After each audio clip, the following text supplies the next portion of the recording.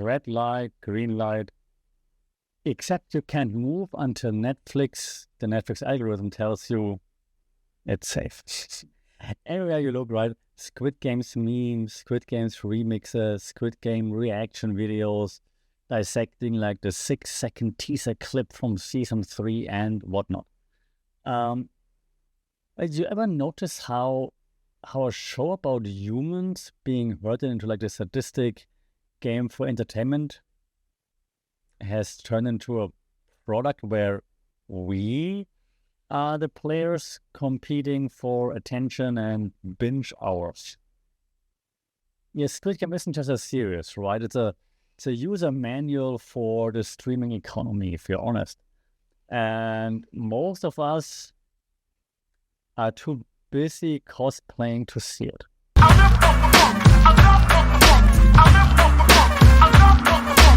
Sascha and welcome to another episode here for the Funkapod Mindful Media and Communication. So we're dissecting Squid Game, and not as fans today per se, but as a case study in modern storytelling. We might even call it a storytelling industrial complex if we want to. So the question here is now, of course, why did Squid Game resonate so hard, right? What makes it this masterclass in transcultural storytelling, from a Korean-only show to this global super phenomenon? And what happens when a platform treat a powerful narrative like an infinite ATM machine, right? Just it keeps coming and coming and coming, like churning out more until the message is unrecognizable, maybe. So I want to break down what Squid Game tells us about survival in the algorithm world, not just for the characters, but for us as media consumers. So strap in, get yourself a nice dalgona coffee, and let's get right into it. First of all, I want to give credit where credit's due. Squid Game, from a narrative point of view, is great. Not perfect in terms of no plot holes or things like this, but the way, especially season 1, of course, but the other seasons too, especially in the way they keep us involved, right? It's longing for more. It took that soul-crushing anxiety of being in debt, the hopelessness of like class hierarchy, right? The dead-end grind of capitalism, and transformed it all into like this twisted fairy tale. That was amazing. And if you look at like some theories right off the get-go in communication theories, we have like what we call narrative transportation theory. We had it on the pod before. And this theory shows that a story is emotionally charged and highly relatable, and then you get pulled in, right? So whenever you have like this highly relatable story that you're telling, the audience will get pulled in and absorbs what you're telling them. And Squid Game did that to millions of people, right? No matter what country you live in, you were tuned into Squid Game because you could relate, you can resonate. Yeah, this experience of feeling trapped, you're feeling forced, you have to play that game of capitalism, if you will, right? You didn't ask for it, but you have to. That resonates far beyond South Korea. And that was incredibly well done. Also, at the same time, Squid Game, unlike other productions from countries that are not the US, it never really diluted its cultural identity, which is very cool. It's social hierarchies, family roles, even the games themselves were distinctly Korean. And that's exactly why it worked so well, also on a global stage. There's another theory that's called the transcultural flow. Okay, transcultural flow explains that stories travel best when they stay rooted because, and you can probably relate, because authenticity is what crosses borders. It doesn't need to be like, oh, it's just like what we have, what I'm used to. No, you don't need to Americanize, Germanize, Thainize things. If something is authentically Korean, it can still cross borders because we are curious, we understand it, right? So authenticity is what crosses borders. So Squid Game wasn't polished for the imagined Western market. It was authentic, and authenticity is what sells. We know that, right? We know it from marketing. And well, visually was pretty genius. Like the tracksuits, fantastic. Those eerie childhood playgrounds, amazing. Those iconic circle, triangle, square masks. Yeah, it was all very, very well done. And these elements, like they became memes, they became tattoos, they became costumes. And we call this semiotic stickiness. Yeah, the kind that media marketers can actually only dream about, because semiotic, like how you're interpreting symbols and things like this, how symbols and so on have meaning, and it all had meaning, right? You wear a mask with a square on it, everyone knows, like, oh, that's from Squid Game. It was perfect. It was incredibly well planned and executed.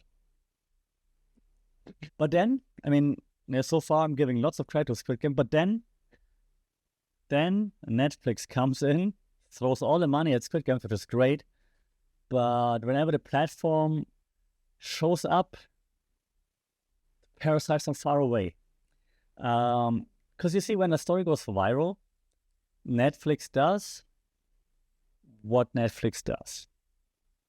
Drill, baby, drill, to quote like politicians, right?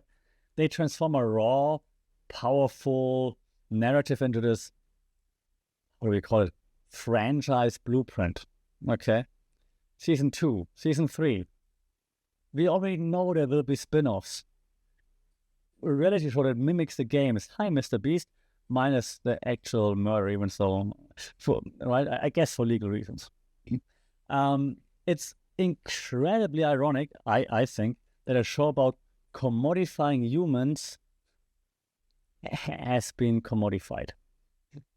And so that's where another theory of ours that we already know that jumps into play or fits in, the narrative paradigm theory. Okay, narrative paradigm theory. We talked about this before. The theory says that humans judge stories by their coherence. Does it hold together? Does it make sense? And by the fidelity. Does it feel true? Can I understand that? And the first season of Squid Game had a high coherence and fidelity, right? It felt honest, even in its exaggeration, of course, but as the franchise now grows, they're pumped full of like algorithm-approved cliffhangers, maybe even merch tie-ins, that narrative trust risks collapsing. And I mean, I think once the American spin-offs hit, it's probably game over, to be honest. Because if fans sense the story is losing coherence, that it's no longer about systemic cruelty, but just another money printer, they'll check out. If we're also honest, while we probably all watched Season 3, the hype was way less than, well, Season 1, of course, but also way less than Season 2, right? And a theory that you're familiar with fits here too, a gender-setting theory.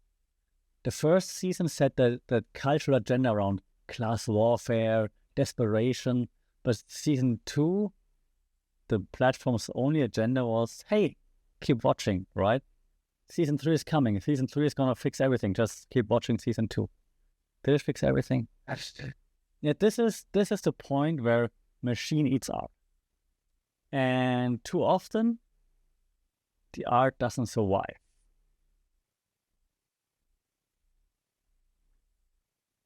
And one of the most mind-bending parts of the Squid Game phenomenon is seeing kids on TikTok reenacting red light, green light, laughing, like dancing, basically making like a murder game into a birthday party theme. Like what?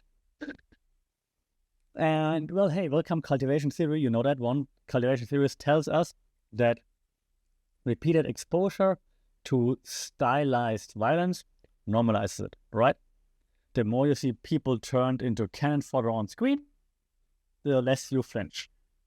And before you all experience that, Season 1, you're like, oh my God, you might even like have covered your eyes. Season 3, we're like, that's it, nothing more, come on. Yeah, so that's cultivation. The more you're seeing it, the more you're okay with it. And then also a theory we already discussed on the pod, spiral of silence. If you're uncomfortable with how Squid Game has become a pop culture toy box, if you will, it's very hard to say that out loud, right? You might hear people calling you a buzzkill, boring, a snowflake. So you stay silent. And the fewer critical voices there are, the more it looks like everyone's fine with it. It's a feedback loop of complacency, if you will. That the memes keep rolling, the challenges keep trending, and the critique that Squid Game was supposed to make gets flattened. Because challenging that consensus is socially kind of risky.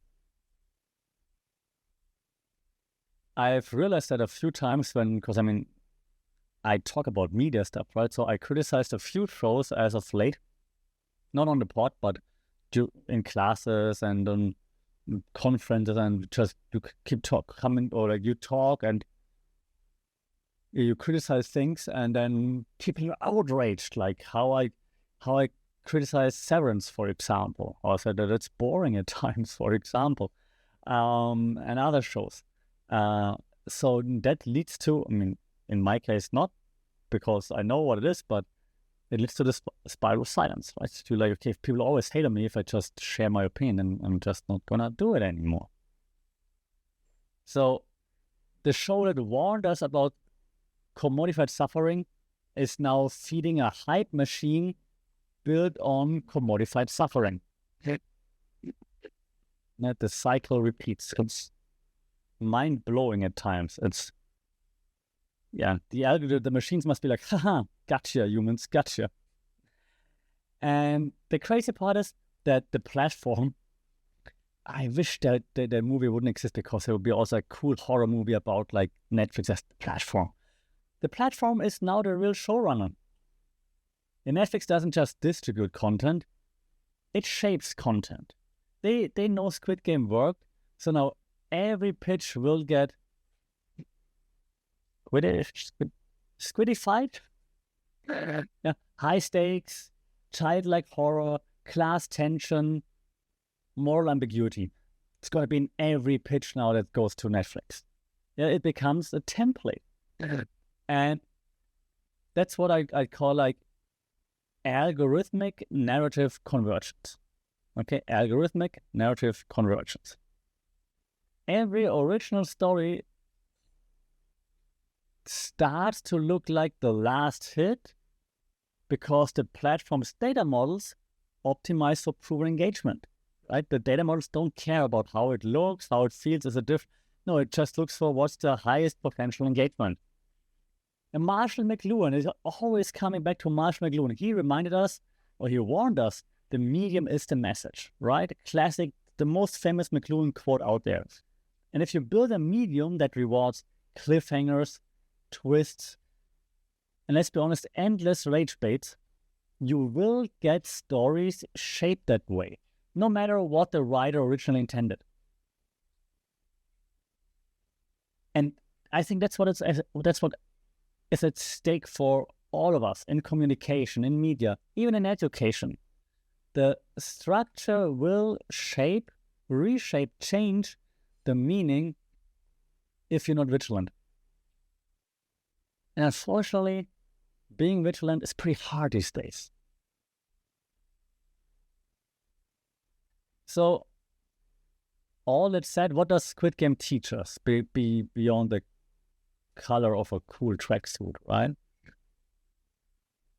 First thing, authenticity resonates, but it's pretty fragile. The local stories matter, but are pretty vulnerable to flattening once the platform sees a profit opportunity. I think we can see how the cultural impact in Squid Game has changed from season 1 to season 3. Narrative trust, number 2, depends on coherence. Yeah, once your message starts bending to the algorithm, your audience will sense the break. They might stick around for a while, but they might be less engaged, they might be less hyped, and then eventually, it's dying off, dying down. Number 3, silence favors the hype. The spiral silence theory. If you see the ethical red flags, but feel too scared to say something about it, the hype's gonna grow unchecked. Have ethics, stick to them. That would be the favor I ask of you. Next one, meaning is negotiated. As Stuart Hall, a researcher in media communication studies, the first theory you learn as a communication student, encoding, decoding. It shows that audiences will always remix and meme your story in unpredictable ways. In a perfect laboratory setting, I'm the sender, you're the receiver. I send my message via a channel, the message gets sent, you receive it via your channel, and then you understand it. In the real world, sender and receiver are never on 100% the same page. Right? There's so much noise in between while I'm sending the message to you. You might misunderstand, you don't get my humor. There's so many ways that the message can be distorted. So if you build moral discomfort, don't be surprised if people dance on top of it. And you're like, I didn't mean that. You shouldn't have fun with it. It's a warning sign, and people are just dressing up on Halloween and are just having fun with it. Things like this are going to happen. And lastly, I think it's one of the biggest learnings always for Squid Game, for the Squid Game makers, I believe. The algorithmic pressure is real. Your story will be shaped by the distribution system. There's no way around it. Even for us content creators, if you upload something, right? And then you see, okay, post 1 doesn't get as much engagement as post 2. And you're going to post more stuff like post number 2, right? Like, no one can escape it. So your story will be shaped by the algorithm, by the distribution system. So you have to plan for that. Don't be surprised. It's going to happen. So I feel I have to say that now at the end, like, look, I love Squid Game. I think it was amazing. But I also think it's a cautionary tale. It very well shows how fragile a powerful story is once the distribution machine decides to mine it for content. And it's not just Netflix. It's just the one example right now. Name any distribution system, okay? Spotify for music, Amazon Prime, it's all the same, okay? It shows how quick we are to celebrate violence if it's packaged as a bright, bingeable product. And it shows how platforms don't just host culture, it shows how they produce it. So maybe the next time you see a giant killer doll staring you down on TikTok, you could ask yourself, is this still the message the creators meant to send? Or is this just the algorithm playing games with us? This also goes if you're like me, based in Bangkok, and you have this giant swing in your city and people are just playing around and think it's funny. That was a Funky Pod. Do remember, right? It's the algorithms arena, and survival is really not easy. Let me know how you do it. How do you survive in this arena? What do you think about Squid Game, about the impact on society, culture, and so on? Shout out in the comments. That would be fantastic. Follow @FunkyPod on social media. And, well, stay safe, take care, stay human. Until then, we talk next time. Sorry, Cup.